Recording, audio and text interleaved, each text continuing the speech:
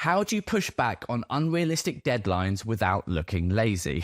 I mean, look, this happens a lot. I think one of the biggest complaints at the moment is people just kind of getting piled on workload and almost not feeling appreciated for kind of the effort they're putting in. Or even worse, kind of being called out for not doing enough work without the recognition that actually they're putting in a huge amount of work and no one seems to be aware of it. And look, straight away, right, if you've got a boss who's not recognizing and able to understand workloads, they're not a particularly good boss. Let's be very clear about that. But if you are in that situation, the best way I've found to kind of handle it is make them choose what to focus on. If they've given you loads of work and then they come in and add more onto your plate, the best thing you can do is go back and say, right, you've asked me to this and you've asked me to this. Can you just let me know which is the priority and which ones you want me to focus on? Like, make them pick the priority order, because too often what happens is you might do the wrong one and they come in and say, oh no, this is the more important, you should have focused on that. So my advice is to try and put it back on them, make them pick your priority order, and then make them aware of the deadlines of when you're going to be able to get those done. I mean, that's kind of my best advice. However, I do appreciate this is a really tricky boss. And let me be very clear. If you have one of those bosses, they're not a good one, because one of the basic leadership things is being able to recognize how much work one person can do and push them in the right way without absolutely overloading them.